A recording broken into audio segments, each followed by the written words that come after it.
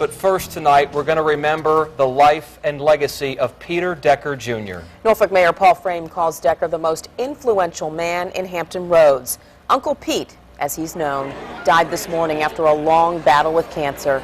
He was 76 years old. Andy Fox joins us now with a look back at a remarkable life and a friend. Yeah, it's been one tough day, I'll tell you that. Every time I've done an interview, I've ended up crying myself. I'll tell you, they call it the dash.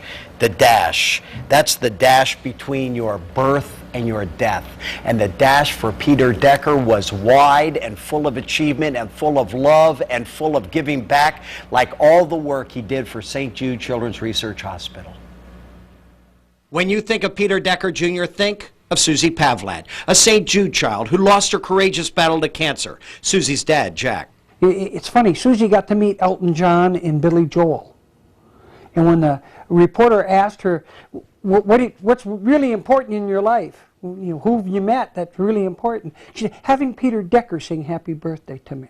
One of Decker's dearest friends, federal judge Robert Doumar. Imagine somebody who was never negative. Everything was good. Everybody is good. No matter who the person was, he'd find something nice about them. When you think of Pete, think of all the children he took to Nauticus for getting good grades. He would meet each one of the children at the bus as they got off. He would shake their hand.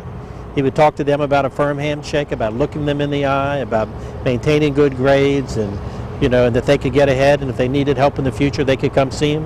When you think of Pete, think of the law firm he built from the ground up, law partner Martin Thomas. He would bring someone in my office. He said, here, you need to fill out these papers for this person because they're an old friend of mine. I want you to help them.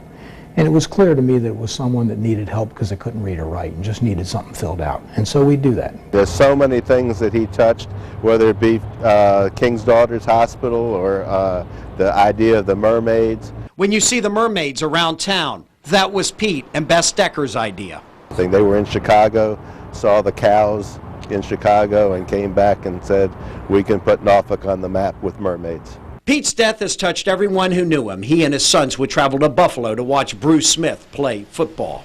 I started crying. He was such a permanent fixture in my life. Wherever he went, he was always bringing fun and happiness. It was like if he entered a room, it was like a light going off. And he said it time and time again, and that was one of the things he wanted really on his epitaph, to be known as someone who loved his family and loved his city. Which brings us back to that dash. It was wide for Uncle Pete. We cannot possibly list all the achievements of this wonderful man. In November, there is a gala celebrating 50 years of St. Jude Children's Research Hospital. It will also be there to honor the 50 years of marriage of Pete and Bess Decker. That is what it was supposed to do, too.